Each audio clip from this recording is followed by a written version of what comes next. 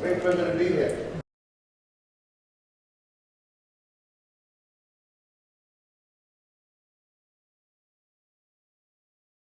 I'm going to do in Latin America, and they slowly move their way like frustrated as the mix from content to.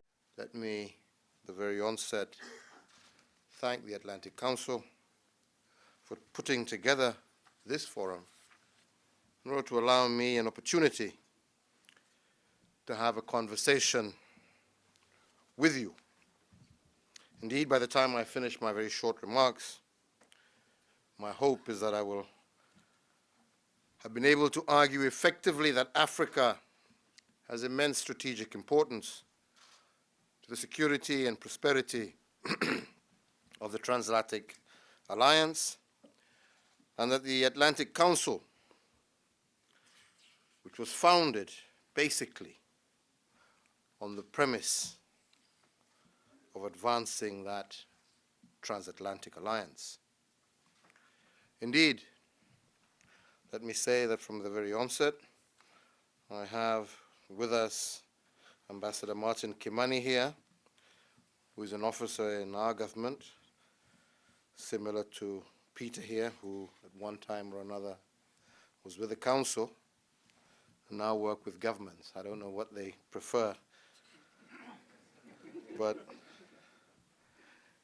we do know that you have the capacity to produce great thinkers and indeed great actors. Ladies and gentlemen, this think tank came into being to consolidate the peace following the World War II. And 2 years after the founding of Kenya, we attained our independence from the British. Our struggle and the World War both played a part in weakening the colonial enterprise, and Kenyans, and indeed many Africans, are fully aware of the position that the United States took with the freedom-loving people of the African continent. Our struggle for independence occurred in lock and step with your country's campaign for full civil rights for your citizens. And in the end, we won our freedom, and you in the United States advanced your democracy. Those early years of our independent life also brought us very close to the United States, with people like Thurgood Marshall, who helped us write our very first independence constitution. We had Barack Obama's father, who left our shores supported by American benefactors to pursue knowledge, and ended up gaining it, but on top of it, gaining a son who would one day be the President of the United States. Kenya looked to the United States for democracy and to build the prosperity that we needed to combat poverty, disease, and ignorance. And indeed, much was achieved. However, as the 60s progressed and your Cold War with the Soviet Union escalated, our region became a proxy ground for that conflict. The Cold War led to many hot wars, revolutions, and coups in our region and in the African continent. We in Kenya tried to chart a careful path between two battling giants, but it was very difficult and in many ways affected our politics and our stability across the African continent.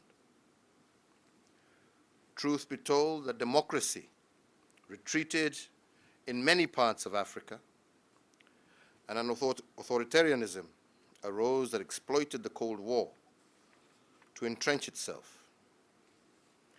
Our leaders failed to succeed in building strong economies, and we watched as Asian countries that had started off poorer than some of us became rich in less than 2 generations. So, ladies and gentlemen, I am returning to this history because I believe we must never again be drawn into the mistakes that have been made in the past. You here at the Atlantic Council and your audience must integrate our place in your strategic schemes as more than just a continent producing security threats or unregulated migration that must be countered. We must begin to look at Africa as the world's biggest opportunity. And I believe that if you can dare to look at it with a fresh eye and with a keen sense of history, we can achieve this. And my presence here today is to say that Kenya can be a key country in converting that opportunity into mutual gain. Indeed, I've noticed in the conversations in Western countries and their counterparts in Asia and the Middle East a return to competition over Africa. In some cases, weaponizing divisions, pursuing proxy actions, and behaving like Africa is for the taking. Well, I want to tell you it is not. If you understand the opportunity, I believe you will seek to grow strong partnerships driven by collaborative and generous principles. Very much like the values that guided the United States' engagement with Europe after World War II. To grasp this opportunity, you will need to listen and engage with what we in Africa want and what we in Africa need.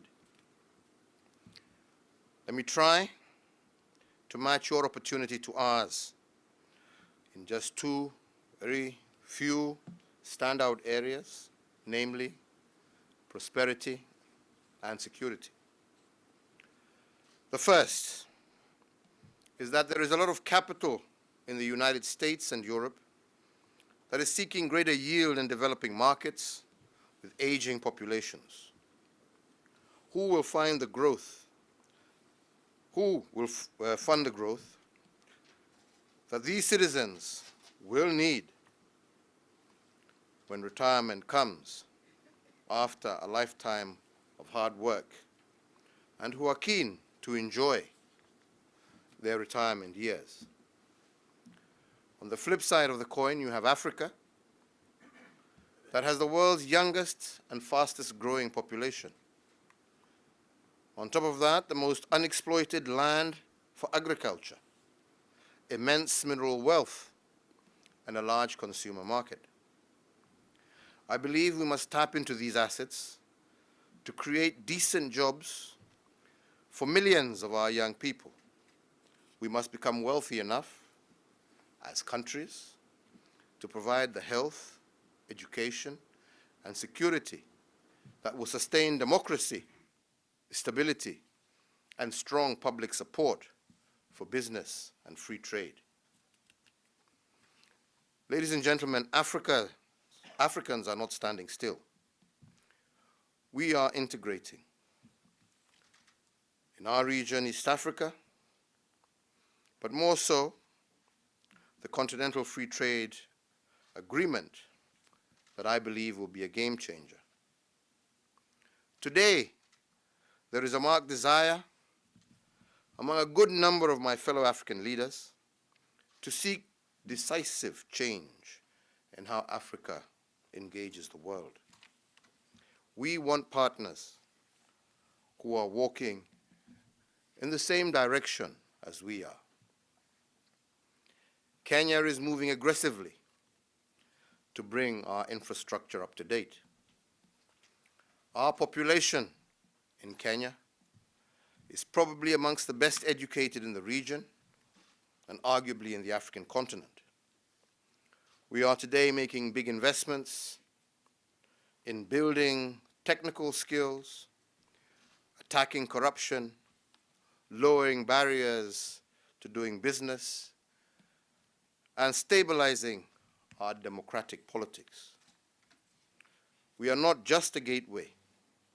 We are a platform of skills, entrepreneurship, stability, and the rule of law.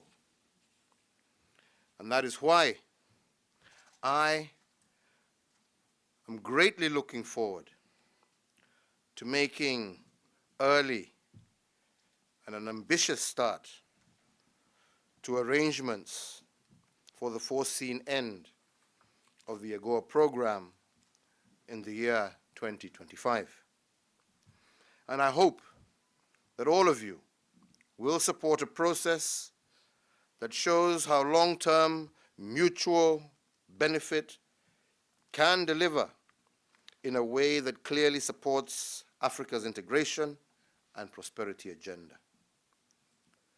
Indeed, it is early days, but I strongly believe that we have an opportunity to show the way forward, together as Kenya and the United States. Ladies and gentlemen, the second area is in protecting the security of our peoples. We have a lot of young people. They see on their social media what your youth see here. They listen to the same music, aspire to the very same consumption. Your young people here have almost full employment with which to satisfy their desires and their ambitions. Millions of ours are unemployed and unable to match their expectations. It is an unsustainable situation, and if this reality does not change quickly, we will produce in Africa many security crises that will leave no corner of this globe untouched. There are also ideological extremists opposed deeply to democracy, the West, unity across ethnic, religious, and racial barriers. Alongside these, there are criminals that operate across boundaries, ready to traffic our youth, no matter what barriers are erected against the flow. The extremists, militants, and criminals are already uniting to seriously challenge the continuity of states in many parts of Africa and the world. We, together, will never realize the immense wealth we can build together or hope to hold on the little that we have if African states remain relatively weak and vulnerable to these destructive actors. The secure and rules-based global order that can assure your security and prosperity has to be built on a patchwork of effective, stable, and secure states governed in an inclusive and participatory manner. Your aid programs and development programs and norm must promote and must do more to support stronger states and not to unintentionally dovetail with destabilizing factors. You will also advance your own interests if, again, you listen to Africans more keenly, resist being drawn into proxy struggles with other global powers, and genuinely work with these countries or with those countries that are determined to emerge as African lions in the next few years. You can also make your financial centers and institutions inhospitable to illegal and illicit financial flows out of Africa. This is a major reason that Kenya has been signing agreements with countries to ensure that the corrupt do not easily transfer their ill-gotten wealth abroad. A crucial role that you can play is ensuring that regional and international terrorist groups do not hold any territory in Africa. As has been observed, They can start in one country, but have a tendency to mutate across borders and indeed become very destructive. A good start to this is Al-Shabaab. We must continue to work together as Kenya and the United States, together with other regional players, to surge our military efforts against the group, to offer room for a workable political consensus in Somalia. This group's ability to raise finances through contraband and its penetration of businesses and even public sector bodies in Somalia must be challenged at every turn. We are already ramping up an aggressive posture against contraband in our country. The effort to defeat the group would be helped immensely by compliance to countering terrorism financing, fighting money laundering, and other international obligations against terrorism are observed. Regionally, and in Somalia specifically, where the core of the challenge exists, institutions like the Atlantic Council can do a lot to push against agendas that insist democracy is a one-size-fits-all outfit that ends up deeply undermining the sustained strengthening of democracy. I want to be clear here, and please, all of you note that I do not mean we should agree that authoritarian or dictatorial regimes that announce themselves should be taken at their word.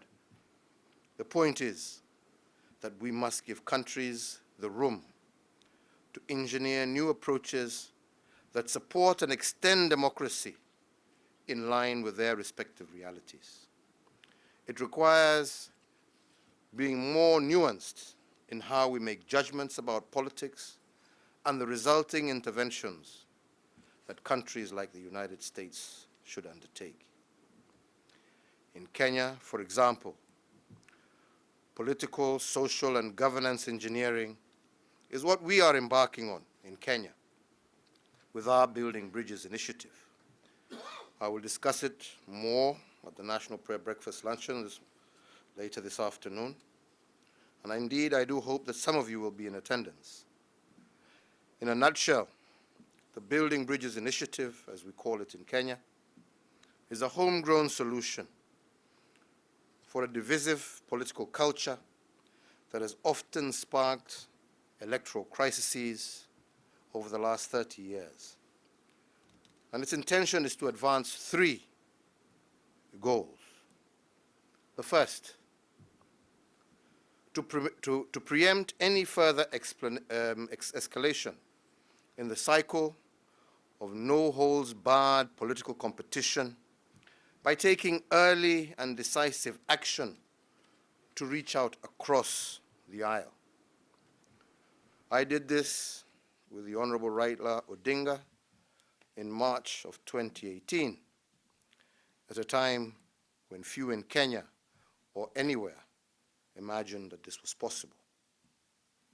The second is to use inclusivity to strengthen the center of politics, which is necessary for democracy in our country to be successful. That center is identified by being able to manifest the qualities of moderation, pragmatism, and a willingness to compromise. Our stepping forward toward one another, without doubt, has helped us disorient the politics of extremism and division. The third is to ensure that the strengthened and more stable center is able to deliver bold reforms that advance inclusion, economic uplift, counters corruption, and strengthens our institutions. So, as a think tank, I believe that you as a council should delve deeper into our Building Bridges initiative process. It is not as simple as it looks, and we have found a number of countries seeking to learn from it in trying to re-engineer their politics and social contracts. We have been open in sharing, and in time, I believe that this may emerge as a unique model that can be adopted and domesticated elsewhere on the African continent. So, ladies and gentlemen, in conclusion, I believe that the United States must dare to imagine and support African-driven solutions. We, together, have the most to gain in making Africa work for its people.